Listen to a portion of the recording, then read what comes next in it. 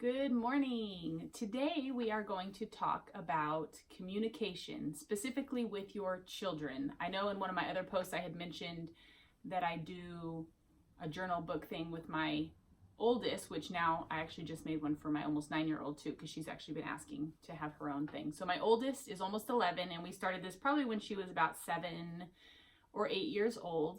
And she's not a talker. She's very quiet.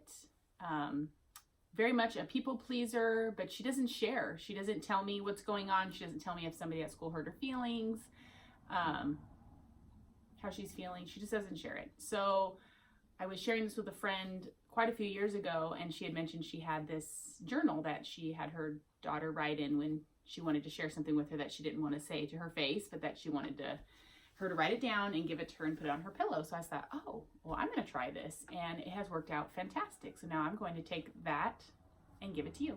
So what I did was I bought, I just used what I had. We had, I think this is just a old notebook, and I wrote Mommy and Me Journal on the front, and then I gave it to her and told her that this was a special book between just me and her, and anytime she needed to share something with me, whether that was how she was feeling or whether something was bothering her or she had a good or bad day at school and she wanted to write it in here and share it with me, she could share it with me, and then I would respond back writing.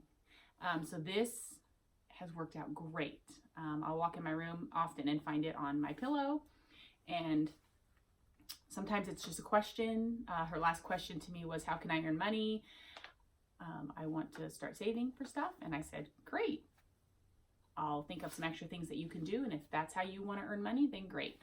So those are like a simple little question. But I also started using this as a way to encourage my girls. Really, this is going to be for ages, my younger, almost 9-year-old is in 3rd grade. So I think there needs to be good enough writing and reading to be able to do this communication back and forth. So I would say maybe second or 3rd grade is probably a good age that you could start this at.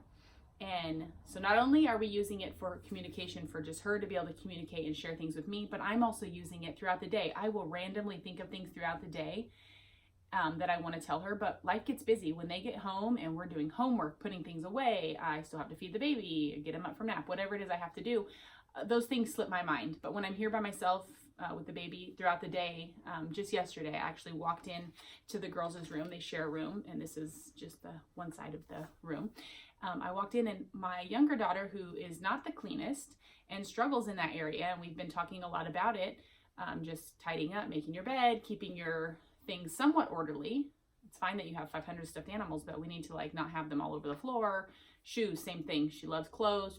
Multiple clothes outfits throughout the day. So great, if you don't want to wear that and change your mind, but we got to hang it up. We can't just throw it all over. But anyways, I walked in here and I was so proud of her. She has been working the last 2 weeks. I've noticed that when I've walked in here that she has kept it clean. She's been picking up. She's kind of been keeping her things kind of orderly and tidy, which hasn't been like her in the past. So I walked in here yesterday. I was putting folded clothes on their bed, and I was just like, oh my gosh, I'm going to write in her little notebook. So this is the one I got for my 8-year-old, and just wrote on there, Madison's Mommy and Me Journal.